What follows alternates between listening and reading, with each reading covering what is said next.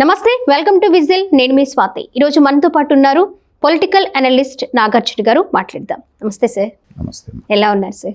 Fine. Sir, ఈ మధ్య మన సరస్వతి పవర్ వాటాలకి సంబంధించి విజయమ్మ గారు ఎన్సిఎల్టీ ఇచ్చిన దానికి సంబంధించి ఆవిడ అప్పీల్ చేస్తూ మరొక కోర్టులో కూడా, చెన్నైలో ఉన్నటువంటి కోర్టులో కూడా ఆవిడ అప్పీల్ దాఖలు చేశారు. చాలా ఇష్యూస్ నడుస్తున్నాయి సార్ దీనికి సంబంధించి. అసలు విజయమ్మ గారి వాదన ఎలా ఉంది వీటికి సంబంధించి? అంటే జగన్మోహన్ రెడ్డి గారు, విజయమ్మ గారు, షర్మిల గారు అంతా బాగున్నప్పుడు అంతా బాగుంది.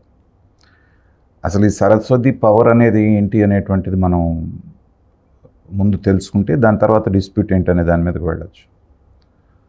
ఆ రోజున జగన్మోహన్ రెడ్డి గారు అనేకమైనటువంటి కంపెనీలు స్థాపించడం జరిగింది. దానిలో భాగంగా పల్నాడు ప్రాంతంలో ఉన్నటువంటి ఒక ఏరియాలో ఈ సరస్వతి పవర్ అనేటువంటిది పెట్టాలి అనేటువంటి దీంతో దాన్ని స్థాపించడం జరిగింది పేపర్ మీద. ఓకే. అక్కడ కనీసం ఒక ఫౌండేషన్ స్టోన్ కానీ లేకపోతే ఏమీ లేదు. దానికి సంబంధించి సున్నపు మైన్స్ అక్కడ ఉన్నటువంటివి కొన్ని వందల ఎకరాలు వాళ్ళు అలాట్ చేసుకోవడం జరిగింది. ఆ కంపెనీ షేర్స్ ఫ్లోట్ చేయడం జరిగింది. దాంట్లో ఈ ఫ్యామిలీకి సంబంధించినటువంటి ఈ వీళ్ళకిన్ని అన్న రోజున తీసుకున్నారు. తీసుకున్న తర్వాత ఈయన 14 నెలలు జైల్లో ఉండటం, తర్వాత పార్టీ పెట్టడం, ఆ తర్వాత ఏంటంటే తల్లికి గిఫ్ట్ డీడ్ కింద ఈయన రాసి చేయడం జరిగింది. అది అందరికీ తెలిసిన విషయమే. అయిపోయిన తర్వాత మిగతా ఆస్తుల పంపకాల్లో వచ్చినటువంటి గొడవల మూలన చెల్లి తల్లి ఇద్దరు దూరం అవడం జరిగింది జగన్మోహన్ రెడ్డి గారికి. అది రాజకీయం గురించి తెలిసిన ప్రతి వాళ్ళకి తెలుసు ఆంధ్రప్రదేశ్లో. అయిన తర్వాత జగన్మోహన్ రెడ్డి గారు ఏం చేశారంటే, నా తల్లికి నేను ఈ రాసి ఇచ్చినటువంటి గిఫ్ట్ డీడ్ ఏదైతే ఉందో ఆవిడ నాకు తెలియకుండా మా చెల్లెలకి బదలాయించింది ఆ షేర్స్ అన్నీ. కాబట్టి ఆ రోజున మా చెల్లెలంటే నాకు ఇష్టం ఉంది, ప్రేమ ఉంది. కానీ ఇప్పుడు నాకు వ్యతిరేకంగా రాజకీయంగా నన్ను దెబ్బతీయటానికి ఆవిడ ప్రయత్నాలు చేస్తోంది. కాబట్టి పైగా దీనికి సంబంధించిన ఈ షేర్స్ ఆస్తులన్నీ కూడా ఈడీ అటాచ్మెంట్లో ఉన్నాయి కాబట్టి, సిబిఐ ఈడీ కేసులో ఉన్నాయి కాబట్టి ఇప్పుడు బదలాయింపు జరిగితే నేను వైలేట్ చేసినట్టు అవుతుంది రూల్స్ని. తద్వారా నాకున్న బెయిల్ క్యాన్సిల్ అయ్యి నేను అరెస్ట్ అయ్యే అవకాశం ఉంది కాబట్టి అని ఇన్ని కారణాలతోటి నేషనల్ కంపెనీ లా ట్రిబ్యునల్, మనకు మామూలుగా ఎన్సిఎల్టీ అంటారు దాన్ని ఆశ్రయించడం జరిగింది. ఆశ్రయించిన తర్వాత కొద్ది రోజులకు ముందు వాళ్ళు జగన్మోహన్ రెడ్డి గారి వాదనే కరెక్టు, ఇవన్నీ కూడా ఆయనకే చెందుతాయి, ఈ బదలాయింపు చెల్లదు అనేటువంటిది వాళ్ళు తీర్పిచ్చారు. తీర్పిచ్చిన దాని మీదట ఇప్పుడు విజయమ్మ గారు దానికి చెన్నైలో ఉండేటువంటి అప్పిలేట్ అథారిటీ ఏదైతే ఉందో అప్పిలేట్ లా ట్రిబ్యునల్కి ఆవిడ వెళ్ళటం జరిగింది. ఇది సంక్షిప్తంగా దాని యొక్క చరిత్ర. అయితే విచారించదగ్గ విషయం ఏంటంటే, ఇవన్నీ కూడా అక్రమ ఆస్తుల ద్వారా వచ్చినటువంటి అక్రమ సంపాదన. ప్రజలకి సంబంధించినటువంటి ఆస్తులను ఇవాళకి కూడా అక్కడ కనీసం పునాది రాయి వేయలేదు సరిగదా. ఆ రైతులందరూ మీరు ఎడితిరిగి ఫ్యాక్టరీ కట్టలేదు, మా భూములు చౌకగా కొనుక్కున్నారు కాబట్టి మా ల్యాండ్స్ మాకు వెనక్కి ఇచ్చేయండి అంటే జగన్మోహన్ రెడ్డి గారు అధికారంలో ఉన్నప్పుడు ట్రాక్టర్లు పెట్టి తొక్కిచ్చారు. వాళ్ళందరి మీద దాడులు చేయించారు వాళ్ళ మనుషులతోటి. ఏమీ లేనటువంటి దానికి వాళ్ళ షేర్స్, వాళ్ళ వాటాలు పంచుకోవడానికి పడుతున్నటువంటి తాపత్రయం చూస్తుంటే ఏంటంటే ఆంధ్ర రాష్ట్ర ప్రజలు నవ్వుకుంటున్నారు. సార్, మీరు అన్నారు పునాది రాయి కూడా పడకముందే అని. పునాది రాయి పడకుండా ఇలా వాటాలు అనేవి పంచుకోవచ్చు అంటారా సార్? అంటే వాళ్ళు ఏదైనా చేయడానికి సమర్థులు కదా జగన్మోహన్ రెడ్డి గారు. వాళ్ళు ఇలాంటి డొల్ల కంపెనీలు పెట్టడం, దాని ద్వారా ల్యాండ్లు అలాట్ చేసుకోవటం, వాటిని తాకట్టు పెట్టి బ్యాంకుల దగ్గర నుంచి లోన్లు తీసుకోవటం, ఎన్ని అడ్డమైన మార్గాల్లో సంపాదించడానికి అవకాశం ఉందో అన్ని అడ్డమైన మార్గాలు చేయడానికి విజయసాయి రెడ్డి లాంటి ఆడిటర్సు, తలపడిన ఆడిటర్సు ఏ పని చెప్తే ఆ పని చేయడానికి ఒక అతని దగ్గర వ్యవస్థ ఉంది. ఆ వ్యవస్థని వాడుకొని ఇలాంటి పనులని చేశారు. అంతా సక్రమంగా జరిగిన రోజు అంతా బాగుంది. ఇవాళ వాటాల దగ్గర తేడా వచ్చేటప్పటికి ఏంటంటే, ఇవాళ బజార్న పడి నాదంటే నాదని చెప్పి చేసుకుంటున్న యాగి చూసినప్పుడు ఏంటంటే ప్రజలు అనుకుంటుంది ఏంటంటే, అసలు ఈ సొమ్మంతా మాది కదా, మీరు కష్టపడి ఏమన్నా సంపాదించారా, రాళ్ళు కొట్టి సంపాదించారా, లేకపోతే నిజాయితీగా కంపెనీలు పెట్టి ఒక 10 ఏళ్ళు 20 ఏళ్ళ తర్వాత వచ్చిన లాభాల కోసం మీరు ఇది చేసుకుంటే అదొక పద్ధతి. కానీ మీ తండ్రి గారి పదవిని అడ్డం పెట్టుకొని అక్రమాస్తులన్నీ సంపాదించి ఈడీ సిబిఐ చెప్పిన దాంట్లోనే దాదాపు 42,000 కోట్ల రూపాయలకు మేర వీళ్ళు అక్రమ ఆదాయం సంపాదించారని ఉంది. సో ఆ వాటాల పంపకంలో వచ్చిన తేడాల మూలాన ఇవాళ ఒకరినొకళ్ళు ఎలా చూసుకుంటున్నారు. అన్న వదిలిన బాణం అని 16 నెలలు ఆయన జైల్లో ఉంటే ఈవిడ తిరిగింది. అలాగే విజయమ్మ గారు బైబిల్ పట్టుకొని మా సన్నీ బాబు అంత మంచోడు లేడు, మీరందరూ గెలిపించండి, రాజశేఖర్ బిడ్డ తండ్రి లేని బిడ్డ అని తిరిగింది. ఇవాళ చూస్తూ ఉంటే ఏంటంటే కర్మ సిద్ధాంతం అని ఒకటి ఉంటుంది. మనం చేసింది ఏదైతే ఉంటుందో అది వడ్డీతో సహా మన దగ్గర తిరిగి వస్తుంది. సో ఆంధ్ర రాష్ట్రానికి జగన్మోహన్ రెడ్డి గారు చేసిన ద్రోహానికి ఎదురిగి ఇవాళ ఆయన అనుభవిస్తున్నాడు. వైనాట్ 175 దగ్గర నుంచి 11కు పడిపోయి ఇవాళ ఆయన పడుతున్న పాటలు మనం చూస్తున్నాం. కానీ విజయమ్మ గారికి తర్వాత షర్మిల గారికి ఈ పరిస్థితి ఎందుకు వచ్చిందంటే అలాంటి మనస్తత్వం కలిగినటువంటి దుర్మార్గపు ఆలోచనలు ఉన్నటువంటి వ్యక్తిని సపోర్ట్ చేసి అధికారంలోకి తీసుకురావడానికి వీళ్ళ వంతు పాత్ర వీళ్ళు కూడా పోషించారు. ఓకే, అసలు మా అన్నంతటి నిజాయితీ పరువుడు లేడు, నేను అన్న వదిలిన బాణాన్ని అని చెప్పేసి ఈవిడ రాష్ట్రం అంతా తిరిగి మా అన్న కోట్లేయండి అని చెప్పి వాళ్ళ ఆయన బ్రదర్ అనిల్ ద్వారా క్రిస్టియన్ సంఘాలన్నింటినీ ఆకట్టుకొని ఒక క్రిస్టియన్ని మీరు ముఖ్యమంత్రిని చేస్తేనే మనం బాగుంటాం అని చెప్పిన అందరికి ప్రజలందరికీ. ఇప్పుడు ఇవన్నీ ప్రజలందరికీ గుర్తున్నప్పుడు ఒక జగన్మోహన్ రెడ్డికి ఎందుకు గుర్తులేదు అనుకోవచ్చు అంటారు సార్? అంటే అతనికి కావాలని మర్చిపోతూ ఉంటాడు జగన్మోహన్ రెడ్డి గారు ఇలాంటివన్నీ. జగన్మోహన్ రెడ్డి గారు లాంటి మనస్తత్వం ఉన్న రాజకీయ నాయకుల్ని ఒక రాజకీయ విశ్లేషకుడుగా 30 సంవత్సరాల నుంచి నేను రాజకీయం చూస్తున్నప్పటికీ నేను ఇంతవరకు నా అనుభవంలో నేను ఎక్కడ చూడలేదు. విపరీత మనస్తత్వం కలిగినటువంటి వ్యక్తి తను అనుకున్నది ఏ పరిస్థితుల్లో, అది తల్లి అయినా చెల్లైనా చంద్రబాబు నాయుడు గారైనా పవన్ కళ్యాణ్ అయినా లోకేష్ అయినా వాళ్ళకి ఆయనకి తేడా లేదు. అవసరం ఉన్నప్పుడు దగ్గరికి తీసి వాడుకోవటం, అవసరం అయిపోయిన తర్వాత వాళ్ళని ఎంత దూరంగా పెట్టాలో అంత దూరంగా పెట్టడం అనేటువంటిది మనం చూసాం. కానీ తల్లి చెల్లి ఏమనుకున్నారంటే మేము మాత్రం ఎక్సెప్షన్, ఎందుకంటే నేను తల్లిని కదా అని ఆవిడ అనుకుంది, అన్న కోసం నేను పనిచేశాను కదా, మోకాల ఆపరేషన్ అయినా నేను తిరిగాను కదా అని ఆవిడ చెల్లి అనుకుంది. కానీ జగన్మోహన్ రెడ్డి గారి దృష్టిలో అవసరం తీరిపోయిన తర్వాత తనకి పోటీ వస్తారు అనేటువంటి ఏదన్నా ఆలోచన ఆయనకుంటే అది తన మన అనేటువంటిది చూడననేటువంటి తెలుసుకున్న తర్వాత వీళ్ళు బయటకు వచ్చి వాళ్ళు చేస్తున్నటువంటి ఇది మనం చూసాం. ఒక్కసారి జగన్మోహన్ రెడ్డి గారిని కాదన్నందుకు షర్మిల గారి మీద ఏ రకమైనటువంటి ట్రోల్స్ చేశారు, ఎన్ని రకాలుగా ఆవిడ క్యారెక్టర్ అసాసినేషన్ చేశారు మనం చూసాం. అలాగే వాళ్ళ అబ్బాయి రాజారెడ్డి అని చెప్పేసి అని పేరు పెట్టుకొని వాళ్ళు బయటకు వస్తున్నాడు, వైఎస్ రాజారెడ్డి అంటే వైఎస్ అనే ఇంటి పేరు నీకు ఎలా వస్తుంది అని చెప్పేసి వాళ్ళు చేస్తున్నటువంటి యాగి చూస్తున్నాం. కాబట్టి ఇవాళ వాళ్ళల్లో వాళ్ళకి పంపకాల దగ్గర తేడా వచ్చింది కాబట్టి ఇవాళ బయటపడ్డారు. కానీ లేకపోతే వాళ్ళందరూ ఒకటే కదా. చాలామంది ఏంటంటే ఈ మధ్య షర్మిల గారి పట్ల విజయమ్మ గారి పట్ల సింపతి చూపిస్తున్నారు, జగన్మోహన్ రెడ్డి ఏదో అన్యాయం చేశారని. నిజంగా రాజశేఖర రెడ్డి గారు కష్టపడి సంపాదించిన ఆస్తుల విషయంలో వాళ్ళకి అన్యాయం జరిగితే మనం వాళ్ళ మీద సానుభూతి చూపించవచ్చు. కానీ ప్రజల సొమ్ముని కొల్లగొట్టినటువంటి సొమ్ము, ఎందుకంటే రాజశేఖర రెడ్డి గారు ముఖ్యమంత్రి అయ్యేటప్పటికి ఆయన పరిస్థితి ఏంటనేటువంటిది రాష్ట్ర ప్రజలకు అందరికీ తెలుసు. గడవటం కష్టంగా ఉంది కాబట్టి నేను ఇల్లు అమ్ముకుంటాను, రెగ్యులరైజ్ చేయండి అని చంద్రబాబు నాయుడు గారిని ఆయన అర్జీ పెట్టుకున్నారు. అది ఆయన పరిస్థితి. అక్కడి నుంచి ప్యాలెస్ లాంటి ఇల్లు ఎలా వస్తున్నాయి, మనకి ఇంత సొమ్ములు ఎట్లా వస్తున్నాయి అనేటువంటి ప్రశ్న కనీసం ఆ రోజున విజయమ్మ గారు అడగలేదు కదా.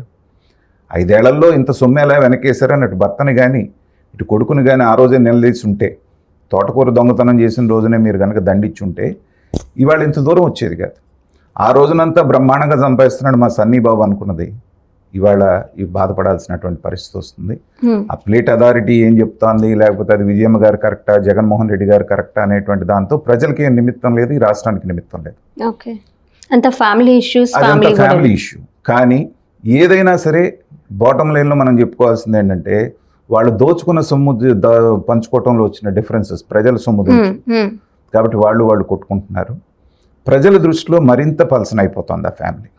ఎందుకంటే ఉన్నాయి ఆస్తులు అందరికీ ఉన్నాయి, కొంతవరకు కామ్గా ఉండుంటేనన్నా ఇదే ఇది. వాళ్ళు విజయమ్మ గారు ఇచ్చిన స్టేట్మెంట్ ఏంటి, ఇద్దరి మధ్యలో నేను నలిగిపోతున్నాను, జగన్మోహన్ రెడ్డి రాజకీయంగా మమ్మల్ని వాడుకుంటున్నాడు ఈ విషయాన్ని ఆవిడ అఫిడవిట్లోనే తెలియజేసింది. చాలా సందర్భాల్లో కూడా ఆవిడ మాట్లాడింది. ఇప్పుడు అలాంటప్పుడు ఒక కొడుకుగా జగన్మోహన్ రెడ్డి గారి దగ్గర ఎంత ఆస్తి అయినా ఉండొచ్చు, లేకపోతే ఆయన మాజీ ముఖ్యమంత్రి అయి ఉండొచ్చు, కానీ ఒక తల్లే కొడుకుని మోసగాడు అని చెప్పేసి పబ్లిక్గా స్టేట్మెంట్ ఇచ్చిన తర్వాత అఫిడవిట్ వేసిన తర్వాత జగన్మోహన్ రెడ్డి గారు నైతికంగా చచ్చిపోయాడు అనేటువంటిది నా భావన.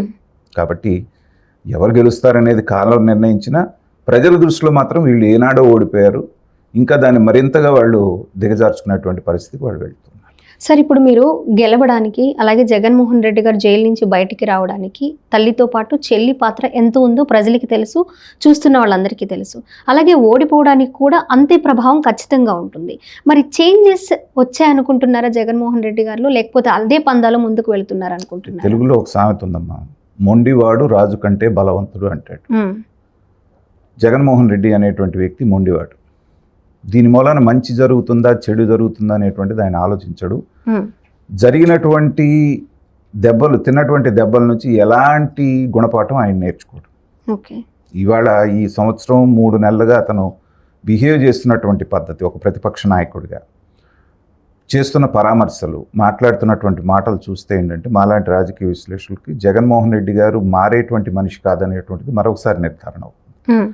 తను ఏదనుకుంటే అది జరగాలి, అది జరగలేదు అంటే, తను గెలవలేదు అంటే ఈవీఎంలు తప్పు, తను గెలిచినప్పుడు ఈవీఎంలు కరెక్ట్. సో అలాంటి విపరీత మనస్తత్వం కలిగినటువంటి జగన్మోహన్ రెడ్డి గారు మారతారనేది మనం నమ్మాము అంటే, నేతి బీరకాయలో నెయ్యంతో ఉంది అనేది నమ్మకం. జగన్మోహన్ రెడ్డి గారి మారతారు అంటే కూడా అలాగే ఉంటుంది. సో జగన్మోహన్ రెడ్డి గారు ఓడిపోవడానికి ఈవీఎంల ప్రభావం ఎంత ఉందని ఆయన నమ్ముతున్నారు. మరి ఇప్పుడు ఈ 6 నెలల్లో బయటకు వచ్చినప్పుడు కొన్ని సవాళ్ళు ఆయన విసురుతున్నారు. ఎక్కడున్నా తీసుకొస్తాం, మళ్ళీ మేము ఖచ్చితంగా వస్తాం, ఎందుకంటే డబల్గా మేము విసురుతామని చాలా కాన్ఫిడెంట్గా మాట్లాడి ఇవన్నీ వింటున్నాం. అధికారంలో ఉన్నప్పుడే ఈవీఎంల ట్యాంపరింగ్ జరిగింది ఆయన అంత గట్టిగా నమ్మినప్పుడు, అధికారంలో లేకుండా మరి వాటిని ఎలా బ్యాలెన్స్ చేయగలరని అధికారంలో వస్తారని నమ్ముకుంటున్నారు? నేను ఇంకా అధికారంలోకి రాను, నా పని అయిపోయిందని ఎవరన్నా చెప్తారా? ఏ రాజకీయ నాయకుడన్నా? నేను మళ్ళీ వస్తాననే చెప్తారు. కానీ నువ్వు వస్తావో రావో నిర్ధారించాల్సింది నువ్వు కాదు, ప్రజలు. ప్రజలు నిర్ధారించాలి అంటే నువ్వు గతంలో చేసినటువంటి పనుల నుంచి, ఆలోచన విధానం నుంచి మారాలి. మనం ఇందాక ఏమనుకున్నాం, వైనాట్ 175 నుంచి నువ్వు 11 సీట్లకి ఎవరైనా పడిపోతే ఫస్ట్ చేయాల్సింది ఏంటంటే, నాలో ఉన్న లోపాలు ఏంటని బుద్ధున్నోడు ఎవడైనా ఆలోచించుకుంటాడు. జగన్మోహన్ రెడ్డి గారు ఆలోచించరు. మిగతా వాళ్ళందరూ తప్పులు చేశారు కాబట్టి నేను ఓడిపోయాను అనుకుంటాడు, కానీ నేను తప్పు చేశానని రియలైజేషన్ ఆయనకి రాదు.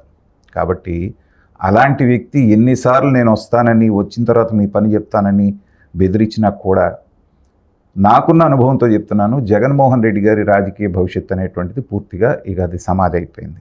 అది చేజేతులారా ఆయనంతటా బంగారు అంటే అవకాశం ఆయనకు వచ్చింది. చిన్న వయసులోనే ముఖ్యమంత్రి అయ్యే అవకాశం వాళ్ళ నాన్నగారి పుణ్యమని, లేదా తనని నమ్మిన ప్రజల పుణ్యమని వచ్చింది. దాన్ని చేజేతులారా మట్టిపాలు చేసుకొని ఇవాళ మళ్ళీ నేను వస్తానని ఆయన భ్రమల్లో బ్రతికితే అది ఆయన భ్రమపట్టడానికి ఆనందంగా ఉంటుంది, కానీ రియాలిటీకి రాదు అది. ఎందుకంటే ప్రజలు డిసైడ్ అయిపోయారు, ఇలాంటి పీడకల మనకొద్దు, ఇలాంటి పాలన మనకొద్దు అని. కాబట్టి ప్రజలు నిర్ణయించినంత వరకు మీరు ఎన్ని సవాళ్ళు చేసినా వస్తామన్నది జరిగే పని కాదనేది నా అభిప్రాయం. ఓకే, ఒక ప్రతిపక్ష నాయకుడిగా ఈ 6 నెలలుగా బయటకు వచ్చినప్పుడల్లా కొన్ని అల్లర్లు జరగడం కానివ్వండి, లేకపోతే మీడియా సమావేశం అక్కడ పెట్టినప్పుడు, ప్రజల ముందు పెట్టినప్పుడు జగన్మోహన్ రెడ్డి గారు మాట్లాడిన విధానాన్ని బట్టి ఆయన ఒక ప్రతిపక్ష నాయకుడిగా హుందాగా ముందుకు వెళుతున్నారని అనుకుంటున్నారా సార్? ఆయన అలా వెళితే మనకి తిప్పులని ఎందుకమ్మా? అలాంటి వాళ్ళందరూ ఇంత గొంతు దించుకోవాల్సిన పనే ఉంది. ఇందాకన్నాను చూసారా, చిన్నపిల్లాడు కనుక బడికి వెళ్ళాలి అంటే నాకు బలపం ఇస్తేనే వెళ్తాను, లేదా చాక్లెట్ ఇస్తే ఇస్తాను, బిస్కెట్ ప్యాకెట్ కొని ఇస్తేనే వెళ్తానని మారం చేస్తుంటారు. ఇవాళ చూస్తే జగన్మోహన్ రెడ్డి గారి పరిస్థితి అదే ఉంది. ప్రతిపక్ష నాయకుడి హోదా నాకు ఇస్తేనే నేను వస్తాను, లేకపోతే నేను ఈ ప్రెస్ మీట్ల ద్వారానే మాట్లాడతాను అన్నప్పుడు ఏంటంటే ఆయన మారటానికి సిద్ధంగా లేడు. గతంలో 19-24 మధ్యన చంద్రబాబు నాయుడు గారికి ఉన్నది కూడా 23 మంది. దాంట్లో 4-5 వీళ్ళు లాగేసుకొని అనఫిషియల్గా పక్కన పెట్టుకున్నారు. అయినప్పటికీ పోరాడారు, అన్ని రకాల అవమానాలు పడ్డారు, జైలుకి వెళ్ళారు, ఎక్కడ మొక్కవోని దీక్షతోటి ఆయన పనిచేశారు. కాబట్టే ఇవాళ 164 సీట్లతో నెత్తిన పెట్టుకున్నారు. చంద్రబాబు నాయుడు గారు చేసిన తప్పుల నుంచి ఆయన రియలైజ్ అయ్యాడు, నేర్చుకున్నాడని ప్రజలు భావించారు కాబట్టి ఆయన అధికారంలోకి తీసుకొచ్చారు. మరి ఇవాళ 13-14 నెలల్లో నువ్వు చేసిన కార్యక్రమాలు ఏంటి? గంజాయి దొంగల్ని, తర్వాత స్మగ్లర్స్ని, వీళ్ళని పరామర్శించడానికి వెళ్ళావే కానీ ప్రజల కోసం నువ్వు చేసిన పని ఏంటి? ఇవన్నీ చూసి మార్కులు వేస్తుంటారు ప్రజలు. కాబట్టి ఇతనికి మనతో పని లేదు, ఇతను అనుకున్నదే ఇతను చేస్తున్నాడు అన్నప్పుడు ప్రజలు డిస్కనెక్ట్ అయిపోతారు. అయిపోయినప్పుడు ఎట్టి పరిస్థితుల్లోనూ మళ్ళీ అధికారంలోకి, ఎందుకంటే న్యూట్రల్ ఓటర్స్ అని 10-15% ఉంటారు. వాళ్ళే డిసైడింగ్ ఫ్యాక్టర్స్. ఎవరిని గెలిపించాలి, ఎవరిని ఓడించాలి. ఇలాంటి పిచ్చి పనులు ప్రేలాపనలు చేస్తున్నంతసేపు న్యూట్రల్ ఓటర్స్ నీ పక్కకి రారు. ఓకే. వాళ్ళు రానంత వరకు నువ్వు అధికారంలోకి వచ్చేటువంటి అవకాశమే లేదు. కాబట్టి జగన్మోహన్ రెడ్డి గారికి రాజకీయ భవిష్యత్తు ఉంటుందని నేను నమ్మట్లేదు. ఓకే. సో కూటమి ప్రభుత్వం గురించి మాట్లాడుకుంటే ఆల్మోస్ట్ 2 years కాబోతుంది, సంవత్సరన్నర దాటిపోయింది. ఎలా ఉందనుకుంటున్నారు? ఎవరి పనితీరు ఎలా ఉందనుకుంటున్నారు? ఎందుకంటే 3 పార్టీలు కలిసి పనిచేస్తున్నాయి, కూటమిగా ముందుకు వెళుతున్నాయి, ప్రజలు ప్రశంసలు అందుకుంటున్నాయి. కొత్త డెవలప్మెంట్స్తో పాటు కొత్త కార్యక్రమాలు కూడా ఈ మధ్యకాలంలో మనం చూస్తున్నాం. అన్ని విషయాలకి సంబంధించి ఎడ్యుకేషనల్గా కానివ్వండి, డివోషనల్గా కానివ్వండి, కొన్ని ఆగిపోయిన ప్రాజెక్టులు పునఃప్రారంభించడం కానీ, ఇవన్నీ కూడా చాలా స్పీడ్గా జరుగుతున్నాయి. దానిపై మీ ఒపీనియన్ ఏంటి సార్? అంటే విజన్ ఉన్నటువంటి నాయకుడు, చిత్తశుద్ధి ఉన్నటువంటి నాయకుడు ఉంటే ఎలాంటి పరిస్థితిని ఎదుర్కొనైనా అభివృద్ధి చేయొచ్చు అనేటువంటిది కూటమి ప్రభుత్వం ముఖ్యంగా దానికి ఇది వస్తున్నటువంటి నాయకత్వం వహిస్తున్నటువంటి చంద్రబాబు నాయుడు గారు చేసి చూపిస్తున్నారు. నాలాంటి విశ్లేషకులు కూడా రాష్ట్రం ఉన్నటువంటి 10 లక్షల కోట్ల పైన అప్పు ఉన్నప్పుడు ఈ తల్లికి వందనం అనేటువంటి పథకం ఏదైతే ఉందో, ఇంట్లో ఎంతమంది ఉంటే అంతమందికి ఇవ్వటం కష్టము, కనీసం 2-3 ఏళ్ళు పడుతుందని మేమందరం అన్నాం. కానీ సంవత్సరానికి దాన్ని అంతటినీ అధిగమించి ఆ పథకాన్ని అమలు చేసిన పద్ధతి, ఫ్రీ బస్ కానీ ఇవన్నీ చేస్తున్నప్పుడు, తర్వాత ముఖ్యంగా జిఎస్టిపి కలెక్షన్స్, సో అవన్నీ మనకి వస్తున్నప్పుడు రాష్ట్రం చాలా అభివృద్ధి పదంలో దూసుకెళ్తుంది అనటంలో అనుమానం లేదు. చక్కగా కోఆర్డినేషన్ తోటి వెళ్తున్నారు. అయితే కొన్ని లోపాలు ఉన్నాయి. అక్కడక్కడ కొంతమంది ఎమ్మెల్యేలు విపరీతంగా అవినీతి చేస్తున్నారు అనేటువంటివి వస్తూ ఉన్నాయి. అధికార మదంతో ప్రవర్తిస్తున్నటువంటి ఎమ్మెల్యేలు వార్నింగ్ కూడా వెళ్ళింది సీఎం గారి దగ్గర నుంచి. ఇవన్నీ ఉన్నప్పటికీ కూడా ఏంటంటే నాయకుడికి ఒక విజన్ ఉండి కష్టపడే తత్వం ఉన్నప్పుడు, ఆయన మీద ప్రజలకి ఇన్వెస్టర్స్కి నమ్మకం ఉన్నప్పుడు, అది ఖచ్చితంగా ఆయన అనుకున్నటువంటి డైరెక్షన్లోనే వెళ్తోంది. నాకున్నటువంటి అభిప్రాయం ఏంటంటే ఈ 3.5 సంవత్సరాలు, ఇంకా దాదాపుగా 3.5 సంవత్సరాల పైన ఉంది, ఒక అమరావతి, ఒక పోలవరం పూర్తి చేసి లోకేష్ గారు అన్నట్టుగా 20 లక్షల ఉద్యోగాలు అనేటువంటిది కల్పించగలిగితే, తర్వాత చంద్రబాబు నాయుడు గారు అధికారంలో ఉంటారా ఉండరా అనేటువంటిది పక్కన పెడితే రాష్ట్రం అనేటువంటిది గట్టును పడిపోతుంది. ఎందుకంటే వనరులు లేకుండా, మనకి ఎలాంటి హ్యాండ్ హోల్డింగ్ లేకుండా బయటకు వచ్చినటువంటి రాష్ట్రాన్ని చంద్రబాబు నాయుడు గారు లాంటి అనుభవజ్ఞుడు ఇప్పుడు నడిపిస్తున్న పద్ధతి చూస్తే ఏంటంటే, ఈ 3 పనులు కనుక జరిగితే ఖచ్చితంగా రాష్ట్రం గట్టున పడుతుంది. ఇక ఆంధ్రప్రదేశ్ అభివృద్ధికి డోకా ఉంటుంది. ఓకే సార్, రీసెంట్గా మెడికల్ కాలేజెస్ ప్రైవేటీకరణ, దీనిపై అటు ప్రతిపక్షం అనాలో అనకూడదో తెలియదు, వైసీపీ పార్టీ, ఆ పార్టీ అధినేత జగన్మోహన్ రెడ్డి గారు కూడా సామాన్యులు చదువుకోవడానికి కష్టతరం అవుతుంది, దాన్ని అలా చేయడం కరెక్ట్ కాదు, మేము దీని మీద రాష్ట్ర వ్యాప్తంగా కూడా ఉద్యమాలు చేయడానికి మేము రెడీగా ఉన్నాము, అక్కడక్కడ నేను కూడా వచ్చి పార్టిసిపేట్ చేస్తాను అని ఒక స్టేట్మెంట్ అయితే ఇచ్చారు. ఇది నిజంగా అందరూ ఈ ప్రైవేటీకరణ వల్ల ఎవరికి నష్టం జరిగే అవకాశాలు ఏమైనా ఉన్నాయా? స్టూడెంట్స్కి కానివ్వండి, లేకపోతే ప్రతిపక్షం మాట్లాడుతున్న విధంగా నష్టపోయే అవకాశాలు ఏమైనా ఉన్నాయంటారా? జనరల్గా మెడికల్ కాలేజెస్, దాంట్లో ఉన్నటువంటి గవర్నమెంట్ హాస్పిటల్స్ ఏవైతే ఉన్నాయో దానికి అనుబంధంగా హాస్పిటల్స్ ఉంటాయి. అవన్నీ సక్రమంగా జరిగితే అసలు ఆరోగ్యశ్రీతో పనే ఉంది. ఓకే, ఆరోగ్యశ్రీ అని వేల కోట్ల రూపాయలు తీసుకెళ్లి ప్రైవేట్ హాస్పిటల్స్కి ఎందుకు కడుతున్నాం అంటే ప్రభుత్వ హాస్పిటల్ పనితీరు సరిగా లేదు అనేటువంటిది. సో అక్కడ మెడికల్ కాలేజ్ పెట్టడం అనేది ఈజీనే, పెట్టొచ్చు. కానీ తర్వాత నిర్వహణ అనేటువంటిది ఎలా జరుగుతుంది, ప్రభుత్వ ఆధ్వర్యంలో నడుస్తున్నటువంటివి ఎలా ఉన్నాయో మనం చూస్తూనే ఉన్నాం. అందుకని సక్సెస్ఫుల్ ఫార్ములా ఏదైతే ఉందో, పీపీపీ మోడల్ ఏదైతే ఉందో, పబ్లిక్ ప్రైవేట్ పార్ట్నర్షిప్ అనేటువంటి ఫార్ములాతోటి వాటిని ఎఫెక్టివ్గా పనిచేయించడానికి చంద్రబాబు నాయుడు గారు తీసుకున్నటువంటి నిర్ణయాన్ని వాళ్ళు దాన్ని ప్రైవేటైజేషన్ అంటున్నారు. నేషనల్ హైవేస్ ఉన్నాయి, నేషనల్ హైవేస్లో ఇప్పుడు వాళ్ళు నిర్వహిస్తున్నారు హైవేస్. సో అది ప్రైవేట్ వాళ్ళకి ఇచ్చేసినట్ట, దాని మీద అజమాయిషీ ఎవరిది ఉంది? గవర్నమెంట్ అజమాయిషీలో నడుస్తుంది, వాళ్ళకి దోచిపెట్టినట్టు కాదు అది. సో ఎఫెక్టివ్గా నడవాలి అంటే ఏంటంటే దానికి మెకానిజం క్రియేట్ చేసి ప్రభుత్వం యొక్క ఆధ్వర్యంలోనే వాళ్ళ నామ్స్ ప్రకారంగానే ప్రైవేట్ వాళ్ళు కూడా దాంట్లోకి వచ్చి వాళ్ళకి కావాల్సినటువంటి పద్ధతిలో విన్ సిచ్యువేషన్లో వెళ్ళడానికి నిర్దేశించింది పీపీపీ పద్ధతి. అది సక్సెస్ఫుల్ ఫార్ములా కూడా. వీళ్ళు ప్రజలకు అంత అవగాహన ఉండదు కాబట్టి పబ్లిక్ ప్రైవేట్ పార్ట్నర్షిప్ అంటున్నారు కాబట్టి అదిగో ప్రైవేట్ వాళ్ళకి ఇచ్చేస్తున్నారు, వాళ్ళు ఎంత అంటే అంత, వాళ్ళు ఎట్లా చెప్తే అట్లా అనేటువంటిది. ఈ విషయంలో ప్రభుత్వ పరంగా కూడా కొంత వెనకబాటుతనం, కొంత అలసత్వం ఉందని నేను భావిస్తున్నాను. మీరు అలా అనౌన్స్ చేయబోయే ముందు ప్రజలకు ఇవ్వాల్సినటువంటి భరోసా ఏంటంటే, గవర్నమెంట్ కాలేజెస్లో ఏవైతే నామ్స్ ఉంటాయో పీపీపీ ద్వారా వచ్చిన తర్వాత కూడా అవే నామ్స్ ఉంటాయి, మీ మీద అదనపు భారం పడేది ఏమీ ఉండదు, మీరు ఎక్కువ ఫీజులు కట్టాల్సిన పని ఉండదు, గవర్నమెంట్ పాలసీ ఏదైతే ఉందో దాని మీదే ఉంటుంది అనేటువంటి ఒక భరోసా కనుక కల్పించగలిగితే ఇంత అంబిగ్విటీ ఉండేది కాదు. ఊరికే వాళ్ళు విమర్శించగానే వీళ్ళు వెళ్ళి అక్కడ మొండి గోడల్లాగా ఉన్నటువంటి దగ్గర వీళ్ళు ఎక్కడ కట్టారని వీళ్ళు చెప్పడం, మేము 17 కాలేజీలు కట్టేశానని ఆయన చెప్పడం, అది పొలిటికల్ ఇష్యూ అయిపోయింది. కానీ వాస్తవంగా ప్రభుత్వం చేయాల్సిన పని ఇది.